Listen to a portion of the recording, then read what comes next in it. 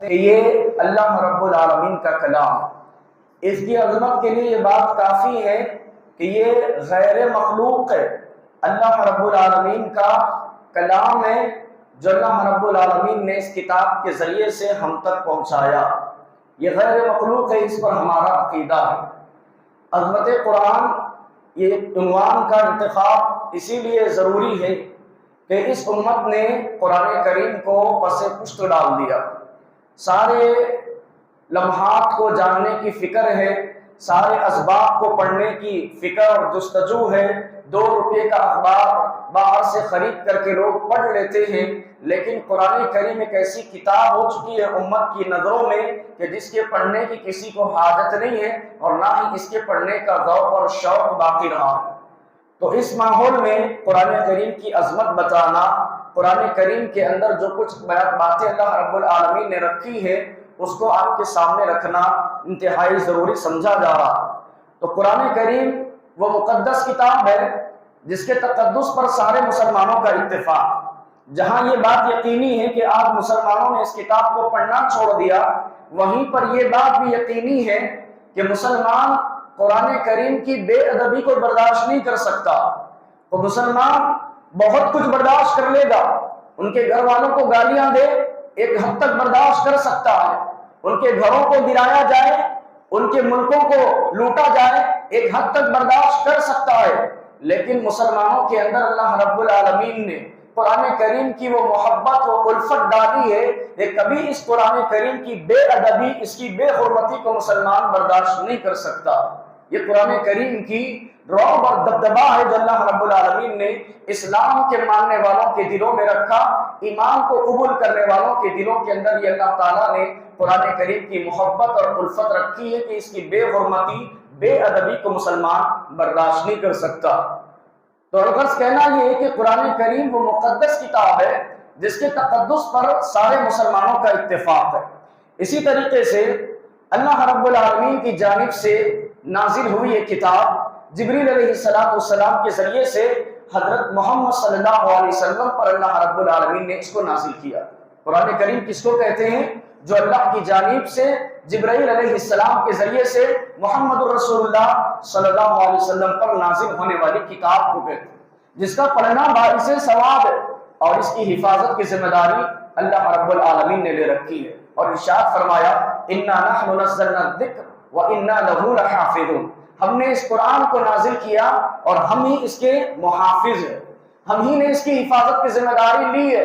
اور میرے بھائیوں، کیا یہ بات آپ کو تعجب میں نہیں ڈالتی کہ آج اس امت کا چھوٹا سا بچہ، 7 سال 8 سال کا بچہ اتنی کم عمر میں اتنی بڑی کتاب، اتنی مقدس کتاب کو حفظ کر رہا ہے، جس کے بارے میں اللہ رب العالمین نے خود قرآن کریم میں ارشاد فرمایا لو انزلنا هذا القرآن على جبل لرأيته خاشعا متصدعا من خشیۃ اللہ، کہ اگر یہ کتاب اللہ تعالیٰ کسی پہاڑ پر نازل کر دیتے تو وہ پہاڑ اللہ رب العالمین کی اس ہیبت سے، اس کتاب کی خشیت سے ریزہ ریزہ ہو جاتا، پھٹ جاتا۔ لیکن اللہ رب العالمین نے مسلمانوں کے بچوں کے دلوں کو اتنا مضبوط کیا کہ وہ اپنے سینے میں اس قرآن کو ازبر کر رہے ہیں، اپنے سینے میں اس قرآن کو محفوظ کر رہے ہیں۔ میرے بھائیوں، یہ بات اصل یہ میں یہ ہے کہ اللہ رب العالمین نے جو قرآن کریم کی حفاظت کا ذمہ لیا وہ امت سے کروا رہا، وہ امت سے کروا رہا ہے۔ یہ ننھے جو حفاظ ہے یہ کچھ اور نہیں ہے، یہ اللہ رب العالمین کے قرآن کریم کی حفاظت کا کام میں لگے ہوئے۔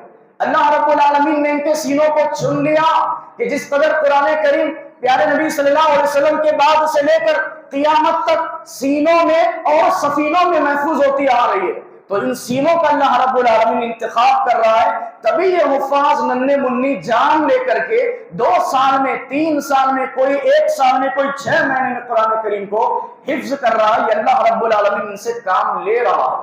میرے بھائیوں، آج ایک حافظ قرآن کو آپ لے لیجئے اور اس کے ساتھ ساتھ دنیاوی کسی انجینئر کو لے لیجئے جس کے پاس دنیاوی تعلیم کی ڈگری ہو، دونوں میں دنیا کس کو عزت دیتی ہے، کس کو مقام دیتی ہے؟ ظاہر سی بات ہے جس کے پاس دنیاوی تعلیم ہو، جس کے پاس دنیاوی ڈگریاں ہو، اس کو ترجیح دی جاتی ہے۔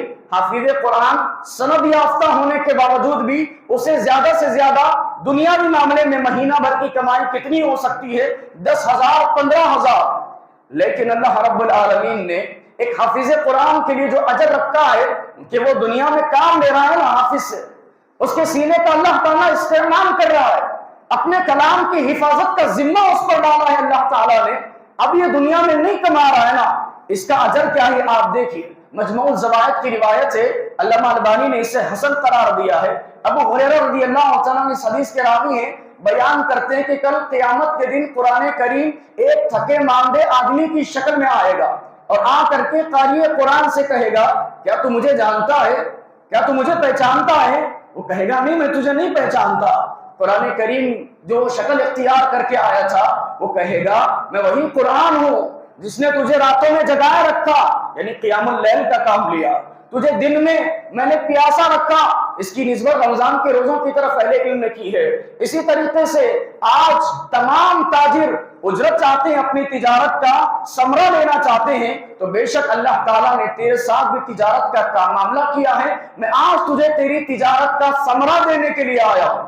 اور اسی طریقے سے حافظ قرآن کے ایک ہاتھ میں بادشاہت دی جائے گی، ڈر نہ ہو کہیں کہ یہ بادشاہت دے دی گئی چھین نہ لے، دوسری ہاتھ میں ہمیشگی کا پروانہ دیا جا رہا ہے، اور اسی طریقے سے اس کے سر پر عزت کا تاج رکھا جا رہا ہے۔ اتنے پر بس نہیں کیا اللہ تعالیٰ نے، ان کے والدین کو بلایا جا رہا ہے، ان کے والدین کو بلانے کے بعد انہیں تو جنت کے قیمتی لباس پہنائے جا رہے ہیں، وہ اللہ رب العالمین سے پوچھ رہے کہ اے اللہ اتنی عزت کیوں کی جا رہی ہے ہماری، ہمیں اتنی عزت کیوں دے رہا ہے تو؟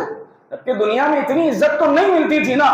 ایک انجینئر خوب کما کر کے اپنے ماں باپ کو بڑی گاڑیوں میں بڑے محلات میں رکھا کرتا تھا، لیکن میرا بیٹا تو حافظ قرآن تھا، کتنا کما لیتا تھا، اتنی اچھی زندگی دنیا میں نہیں ملی ہے اللہ، اتنی عزت دنیا میں نہیں ملی، آج اتنی عزت کیوں دے رہا ہے؟ اللہ رب العالمین اسے جواب دے گا کہ تو نے دنیا میں تیری اولاد کو تو نے حافظ بنایا تھا، تو نے میرے قرآن کا محافظ اسے بنایا تھا، اس کے بدلے میں ہم تجھے یہ عزت کا تاج دے رہے ہیں، یہ جنت کے لباس دے رہے ہیں۔ اور اس جنت کے لباس کے بارے میں حدیث میں ذکر کیا گیا ہے دنیا وما فیہا سے بہتر ہو، دنیا اور اس کے اندر جو کچھ ہے اس سے بہتر ہو۔ تو میرے بھائیوں اللہ رب العالمین نے حافظ قرآن سے حفظ کا کام لیا، اس کی اجرت دے دی، اور پیارے نبی صلی اللہ علیہ وسلم کو اللہ تعالیٰ نے پہلے ہی بتا دیا تھا وَلَقَدْ آتَيْنَاكَ سَبْعًا مِنَ الْمَثَانِ وَالْقُرْآنَ الْعَظِيمَ لَا تَمُدَّنَّ عَيْنَيْكَ إِلَىٰ مَا مَتَّعْنَا بِهِ أَزْوَاجًا مِّنْ زَهْرَةَ الْحَيَاةِ الدُّنْيَا۔ اے اللہ کے رسول آپ کافروں کے مالوں کی طرف للچائی ہوئی نگاہوں سے نہ دیکھیں۔ معاملہ یہ تھا کہ جب شروعات دین اسلام کے موقع پر صحابہ کرام اور پیارے نبی صلی اللہ علیہ وسلم دین کے کاموں میں مشغولیت اختیار کر رہے تھے، دنیاوی سارے معاملات کو چھوڑ چکے تھے، اور صحابہ کرام دیکھ رہے ہیں کہ ہم اپنا سارا کام دین کی نشر و اشاعت اس کی تبلیغ کے لیے صرف کر رہے ہیں، اور یہ کفار اپنے مال میں، اپنی تجارت میں، اپنے کاروبار میں بڑھتے چلے جا رہے ہیں۔ تو اللہ رب العالمین نے جب ان کی نگاہوں کو کافروں کی مالوں کی طرف رخ کرتے ہوئے دیکھا، اللہ نے کہا لا تمدن عینیک الی ما متعنا به ازواجا من زہرۃ الحیات الدنیا۔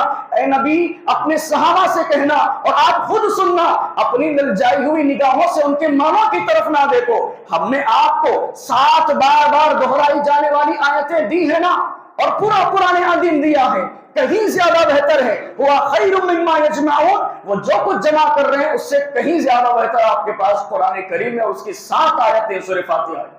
میرے بھائیوں یہ آیت، یہ حدیث اور ہمارے اس جملے کا ربط ہم نے تینوں کے اندر ہم نے ربط بنایا اور آپ کے سامنے پیش کیا۔ مقصد یہ ہے کہ دنیا میں جو حفاظ ہے ان کو معمولی نہ سمجھے، دنیا میں جو حفاظ ہے، جو صحیح العقیدہ رکھتے ہیں اور رب کا قرآن اپنے سینوں میں محفوظ کرتے ہیں، انہیں معمولی نہ سمجھے۔ دنیا کے ان اماموں کو جو حفاظ قرآن ہیں ان کو اپنی مجلسوں سے جدا نہ کرے۔ ہوتا یہ ہے میرے بھائیوں، ایک انجینئر کو تو دعوت میں بلا لیا جاتا ہے، اپنی بڑی بڑی مجلسوں میں دنیا کے بڑے بڑے لوگوں کو تو بلا لیا جاتا ہے، لیکن اس مساجدوں کے ائمہ کو، مساجدوں کے علماء کرام کو اسی لیے نہیں بلایا جاتا کہ یہ ہمارے درمیان بیٹھنے کے قابل کے نہیں، یہ ہماری مجالسوں کے قابل کے نہیں ہے، یہ ہمارے ساتھ اٹھنے بیٹھنے کے قابل کے نہیں ہے، کیونکہ ان کا اسٹیٹس وہ نہیں ہے، ان کا مقام وہ نہیں ہے جو ہمارا مقام ہے۔ آپ نے نہیں سمجھا، اللہ تعالیٰ نے ان کو مقام دیا ہے، اللہ رب العالمین نے ان کو مقام دیا ہے. تو اِنَّا نَحْنُ نَزَّلْنَا الذِّكْرَ وَإِنَّا لَهُ لَحَافِظُونَ. ہم ہی نے اس قرآن کریم کو نازل کیا اور ہم ہی اس کے حفاظت کی ذمہ داری لیتے ہیں.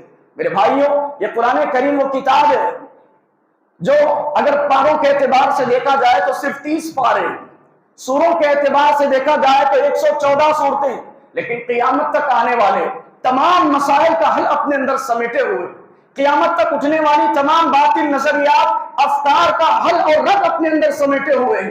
میرے بھائیوں، یہ قرآن کریم وہ عظمت والی کتاب ہے جس کے بارے میں اللہ رب العالمین نے کہا ان ھذا القرآن یہدی للتی ہی اقوم. یہ وہ کتاب ہے جو لوگوں کے راہ راست کا ذریعہ ہے، جو لوگوں کو ہدایت دکھانے کا ذریعہ ہے. ھدی للناس ھدی للمتقین، لوگوں کے لیے ہدایت ہے، متقیوں کے لیے ہدایت ہے. ایک داعی دین، ایک تبلیغ کرنے والا مبلغ قرآن کریم سے بے نیاز ہو کر کے تبلیغ نہیں کر سکتا. آپ کسی کی اصلاح کرنا چاہ رہے ہیں، آپ کسی کو دین کی طرف لانا چاہ رہے ہیں، کسی کو اللہ اس کے رسول کی طرف دعوت دینا چاہ رہے ہیں، اللہ کی قسم آپ قرآن کریم سے بے نیاز ہو کر کے کام نہیں کر سکتے.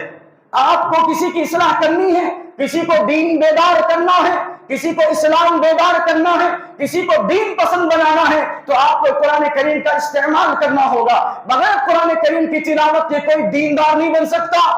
آپ یہ بات لکھ لیجئے، کیونکہ اللہ تعالیٰ نے کہا کہ ہدایت کا واحد ذریعہ قرآن مجید ہے، ہدایت کا مصدر منبع قرآن مجید ہے. قرآن مجید سے بے نیاز ہو کر کوئی دین کی تبلیغ نہیں کر سکتا، کوئی دین کا پیمانہ نہیں بنا سکتا. اگرچہ کہ آپ نے دعوت و تبلیغ کے الگ نصاب بنا لیے ہو، دنیاوی کسی انسان کو طے کر کے کہ ہم اس کو اپنا مبلغ بناتے ہیں، مبلغ سمجھتے ہیں، اس کی طرف لوگوں کو دعوت دے سکتے ہیں. آپ کسی کی اصلاح کرنا ممکن نہیں ہے، آپ کو کہ آپ کا ان باتوں کے ساتھ کسی کی اصلاح کرنا ممکن ہی نہیں.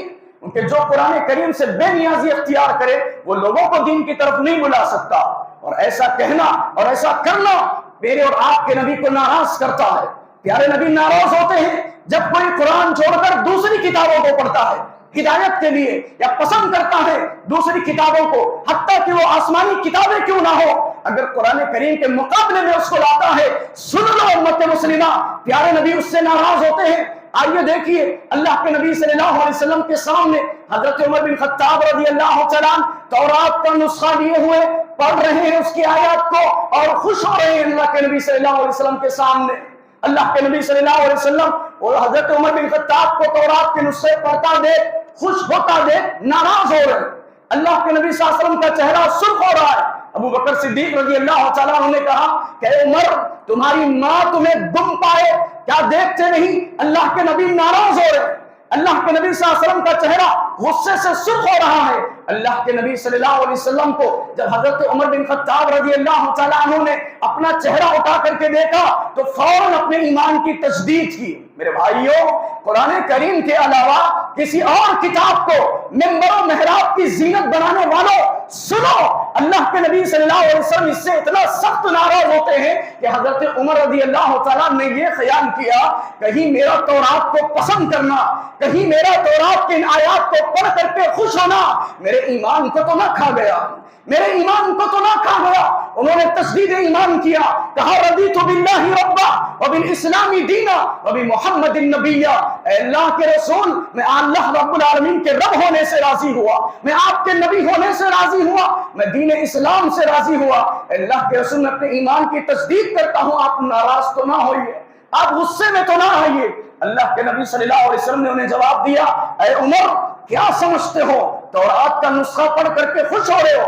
لو بجالت موسیٰ فاتبعتموہ فترکتمونی فظلمتم عن سواء السبیل. اگر موسیٰ بھی زندہ ہو کر کے آ جائے، اس وقت کا جلیل القدر پیغمبر موسیٰ بھی زندہ ہو کر کے آ جائے اور تم سب مجھے چھوڑ دو، موسیٰ کی پیروی کرنے لگو، میں کہتا ہوں کہ تم موسیٰ سمیت جہنم میں جاؤ، موسیٰ سمیت گمراہ ہو جاؤ گے. اگر موسیٰ بھی میری زندگی میں آ جائے، میری اتباع کے بغیر ان کے پاس کوئی اور دوسرا چارہ نہیں. میرے بھائیوں، کہاں آپ دوسری کتابوں کو معیار دعوت و تبلیغ بنا رہے ہیں؟ اللہ رب العالمین کے قرآن سے آپ بے نیاز نہیں ہو سکتے. یہ اہمیت رکھتا ہے قرآن کریم پوری دنیا میں کہ اللہ رب العالمین کی طرف کسی کو آپ کو بلانا ہے تو واحد کتاب ہے جس کو آپ اختیار کر کے لوگوں کو اللہ رب العالمین کی جانب بلا سکتے ہیں. مستند کتاب ہے، مستند کتاب ہے، ایسی مستند کتاب جس کے بعد کوئی دوسری ایڈیشن کی ضرورت نہیں۔ دنیا میں کوئی کتاب لکھتا ہے تو جب دوبارہ لکھتا ہے تو اس کے اندر کچھ تصحیح کی جاتی ہے، کچھ ترمیم کی جاتی ہے، کسی چیزوں کی تصدیق کی جاتی ہے، لیکن اللہ رب العالمین کا کلام ایسا واحد کلام ہے جس کے بارے میں اللہ نے کہا لا ریب فیہ، کوئی شک نہیں ہے، اس کے سچ برحق ہونے کے بارے میں کوئی سچ نہیں ہے، اس کے اندر ترمیم کی کوئی ضرورت نہیں، تبدیلی کی کوئی ضرورت نہیں ہے، ان کی آیتوں میں تفسیر کی کوئی ضرورت نہیں ہے۔ اگرچہ کہ آج اپنے آپ کو مسلمان کہلوانے والا رضوی نام کا یہ کہتا پھرے کہ اس کی 25-26 آیتوں کو نکالا جائے، اس نے خود اپنے سینے سے ایمان نکال لیا لیکن آیتوں کو نکال نہ سکا۔ تو اس سے پہلے بہت سارے ایسے لوگ آئے جنہوں نے قرآن کریم کے اندر تبدیلی کی بات کہی، اور اللہ رب العالمین نے ان کے چہروں کے اوپر اپنی آیتوں کو مارتے ہوئے کہا قُلْ إِنِ اجْتَمَعْتُ مِنَ الْجِنِّ وَالْإِنسِ قُلْ يَأْتُوا بِمِثْلِ هَذَا الْقُرْآنِ، کہ اے جنات اور انسان کی جماعت، اگر تمہارے اندر طاقت ہو اس مثل جیسا قرآن لے کر کے تو آؤ، اس قرآن جیسی کوئی آیت تو بنا کر کے لاؤ۔ قیامت تک کوئی اس کا ثانی نہ لا سکا، اور قیامت تک اس کے حرف میں بھی فرق نہیں آ سکتا، اس کے زیر و زبر کو کوئی مٹا نہیں سکتا، کیونکہ جس طرح یہ سفینوں میں محفوظ ہوتی جا رہی ہے، نسل در نسل ہمارے بچوں کے سینوں میں بھی محفوظ ہوتی جا رہی ہے۔ تم جلا دو قرآن کریم کے اوراق کو، نعوذ باللہ، تم سمجھتے ہو کہ صحیفوں کو جلا کر کے تم قرآن کریم کو مٹا دو گے، نہیں مٹا سکتے۔ جب تک مسلمان زندہ ہے قرآن زندہ ہے، جب تک مسلمانوں کا بچہ بچہ زندہ ہے، جب تک قرآن کریم کے حفاظ زندہ ہے قرآن زندہ ہے۔ تم چاہ کر کے بھی قرآن کو نہیں مٹا سکتے جب تک کہ اللہ رب العالمین وہ وقت مسلمانوں پر نہ لائے کہ اس قرآن کریم کو اٹھا لیا جائے۔ میرے بھائیوں، قرآن کریم وہ مستند کتاب ہے جس کے اندر تحریف کی، جس کے اندر ترمیم کی، جس کے اندر تجدید کی کوئی ضرورت نہیں۔ یہ اپنے اندر بہت سارے اسباق رکھتی ہے، یہ اپنے اندر بہت سارے اسباق رکھتی ہے۔ میرے بھائیوں، میں آپ سے پوچھوں کہ اگر آپ کو اللہ رب العالمین کے بارے میں معلومات کرنا ہے، اللہ کے بارے میں جاننا ہے، معرفت الہی حاصل کرنا ہے، کہاں جاؤ گے؟ کس کے پاس جاؤ گے؟ کس سے پوچھو گے کہ مجھے پیدا کرنے والا کون ہے؟ کس سے پوچھو گے کہ وہ اللہ کہاں رہتا ہے؟ کس سے پوچھو گے کہ مجھے روزی دینے والا کون ہے؟ کس سے پوچھو گے کہ مجھے موت دینے والا کون ہے؟ میں کہتا ہوں اللہ کی قسم، دنیا میں واحد ذریعہ ہے قرآن مجید جو اللہ رب العالمین کا تعارف پیش کرتا ہے۔ دنیا میں واحد کتاب ہے قرآن مجید، کیونکہ اللہ کو کسی نے دیکھا نہیں، اللہ تعالیٰ سے کسی نے اس طریقے سے ملاقات نہیں کی کہ اس کا دیدار کرے۔ میرے بھائیوں، اگر آپ کو اللہ رب العالمین کے بارے میں جاننا ہو، آپ کو پوچھنا ہو کہ اللہ کون ہے، یہاں دنیا میں عیسائی تو کہتے ہیں کہ عیسیٰ اللہ کے بیٹے ہیں، کیا واقعی عیسیٰ اللہ کے بیٹے ہیں؟ اگر آپ کو جاننا ہو کہ دنیا میں عیسائی تو کہتے ہیں کہ مریم علیہ السلام اللہ کی بیوی ہے، کیا واقعی اللہ تعالیٰ کی بیوی ہے مریم علیہ السلام؟ آپ کو جاننا ہو کس سے جا کر کے پوچھو گے آپ؟ یہ قرآن ہے رب کا جو کہتا ہے تکاد السماوات یتفطرن منہ وتنشق الارض وتخر الجبال هدا ان ندع للرحمن ولدا۔ یہ قرآن کہتا ہے کہ نہیں، یہ یہود، یہ عیسائی جھوٹ کہتے ہیں، ان کے جھوٹ سے یہ زمین آسمان پھٹ جائے اگر میں انہیں احساس دوں، انہیں احساس دوں تو زمین و آسمان پھٹ جائے اس بات سے کہ رحمان اولاد رکھتا ہے، رحمان بیویاں رکھتا ہے، رحمان بچے رکھتا ہے، ان کے اس دعوے سے زمین و آسمان پھٹ جائے۔ تو رب کے قرآن نے بتایا کہ وہ جس کی ہم عبادت کرتے ہیں، وہ جس نے ہمیں پیدا کیا، وہ جو ہمیں موت و حیات دیتا ہے، نہ کہ اس کو کوئی بیٹا ہے نہ وہ کسی کا بیٹا ہے، اور نہ ہی اس نے اولاد رکھی ہے، کہاں رہتا ہے؟ لوگ تو کہتے ہیں اللہ تو جھاڑوں میں رہتا ہے، تو درختوں میں رہتا ہے، تو فلاں جگہ رہتا ہے، ہر جگہ لوگ تجھے تلاش کرتے ہیں، اگر میں مسلمان ہونے کی حیثیت سے تجھے تلاش کروں تو تو کہاں ہے؟ رب کہتا ہے الرحمن علی العرش استوى، وہ رب جس کے تم جو ہے بارے میں معلومات کرنا چاہتے ہو وہ رحمان عرش پر مستوی ہے، وہ رحمان عرش پر مستوی ہے۔ اے اللہ کیا تجھے کسی نے دیکھا ہے؟ کیونکہ دنیا میں تیرے نام سے لوگوں نے مجسمے بنائے ہیں، لوگوں نے مورتیاں بنائی ہیں، لوگوں نے اسٹیچو بنائے ہیں، بہت سارے تیرے چہرے بنائے ہیں، اے اللہ کیا تجھے کسی نے دیکھا ہے؟ اللہ رب العالمین نے قرآن کریم میں کہا کہ میرے ایک حبیب پیغمبر نے، میرے ایک کلیم اللہ پیغمبر نے یہ خواہش کی تھی کہ مجھے دیکھے، میرا دیدار کرے۔ اس کو جب میں نے ملاقات کے لیے طور پر بلایا، اس نے کہا ربی ارنی الیک، ربی ارنی انظر الیک، اے اللہ میں تجھے دیکھنا چاہتا ہوں۔ اے اللہ تو نے مجھ سے کلام کیا، دل میں یہ خواہش پیدا ہو رہی کہ میں تجھے دیدار بھی کروں، میں تجھے دیکھ بھی لوں۔ اللہ رب العالمین نے کہا لن ترانی، اے موسیٰ ہرگز نہیں دیکھ سکتے، تم مجھے دیکھ نہیں سکتے. لن کا لفظ لا کر کے اللہ نے تاکید بیان کی کہ ہرگز نہیں دیکھ سکتے. موسیٰ علیہ السلام نے بار بار اصرار کیا. اللہ نے کہا وَلَكِنْ انظُرْ إِلَى الْجَبَلِ فَإِنَّ اسْتَقَرَّ مَكَانَهُ فَسَوْفَ تَرَانِي. اے موسیٰ اس پہاڑ کی طرف دیکھو, ہم اپنی تجلی اس پر نازل کریں گے, وہ اپنے مکان پر برقرار رہا, اپنی جگہ پر کھڑا رہا, تو پھر تم مجھے دیکھ سکتے ہو, تم مجھے دیکھ لو گے. اللہ رب العالمین نے پھر کیا ہوتا ہے, فَلَمَّا تَجَلَّى رَبَّهُ لِلْجَبَلِ فَلَمَّا تَجَلَّى رَبَّهُ لِلْجَبَلِ جَعَلَهُ دَكًّا فَخَرَّ مُوسَىٰ صَعِقًا. جب اللہ رب العالمین نے اپنی تجلی اس پہاڑ پر نازل کی تو وہ پہاڑ اللہ رب العالمین کی خشیت سے اتنا پھٹ گیا. اللہ رب العالمین نے کہا جَعَلَهُ دَكًّا, اس کے پر خچے اڑ گئے جب اللہ تعالیٰ نے اپنی تجلی اس پر نازل فرمائی. کسی نے نہیں دیکھا اللہ رب العالمین. فَخَرَّ مُوسَىٰ صَعِقًا, اور جس نے دیکھنے کی خواہش ظاہر کی وہ بے ہوش ہو کر کے گر پڑے. کہا ہے اللہ ہر جگہ. اگر اللہ ہر جگہ ہوتا تو کیا دنیا رہتی؟ صرف تجلی اللہ تعالیٰ نے پہاڑ پر نازل کی, وہ پھٹ گیا. اور آپ کا یہ کہنا کہ اللہ ہر جگہ ہے, اللہ کیسے ہو سکتا ہے؟ اللہ رب العالمین نے اپنا مکان طے کیا. قرآن کریم کی طرف لوگوں کو دعوت دو, معلوم ہوگا کہ اس کا رب کہاں ہے. قرآن کریم سے آپ نے دنیا والوں کی اس قدر دوری اختیار کی, ان یہود و نصارہ کے جواب کہاں سے لاؤ گے, کس سے دو گے؟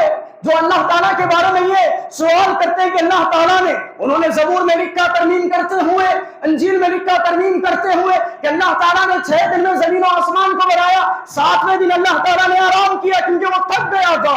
اللہ تعالیٰ نے قرآن کریم میں جواب دیا کہ اللہ تعالیٰ نے زمین و آسمان کو پیدا کیا, وما بینہما, اللہ رب العالمین نے اس کے درمیان جتنی چیزیں تھی سب کو پیدا کیا, وما مسنا من لغوب, اللہ تعالیٰ کو تھکان نے چھوا تک نہیں. وہ تھکنا تو دور کی بات ہے, تھکان نے اس کو چھوا تک نہیں. یہود و نصارہ نے ترمیم کی, زبور انجیل کے اندر یہ لکھا ہے کہ اللہ رب العالمین سے ہم نے دعا مانگی, اس نے ہماری دعا نہیں کی, نہیں قبول کی, ہمیں وہ عطا نہیں کیا جو ہم نے مانگا. لہذا انہوں نے کہہ دیا یدعو اللہ مغلولا, کہ اللہ تعالیٰ کے دونوں ہاتھ بندھے ہیں, وہ دیتا ہی نہیں مانگنے پر. اللہ رب العالمین نے قرآن کریم میں جواب دیا کہ جب میرا بندہ مجھ سے مانگتا ہے میں اس کی دعا کو قبول کرتا ہوں. اور رہی بات ان کی جو کہتے ہیں کہ میرے ہاتھ بندھے ہوئے, بل یدعو اللہ مبسوطتان, ان کے ہی ہاتھ بندھے, اللہ تعالیٰ کے تو دونوں ہاتھ کھلے, اللہ تعالیٰ کے تو دونوں ہاتھ کھلے ہیں. رب کا قرآن جواب دیتا ہے اللہ تعالیٰ کے بارے میں. رب سے پوچھنا, رب کے بارے میں جاننا ہے, رب سے پوچھو.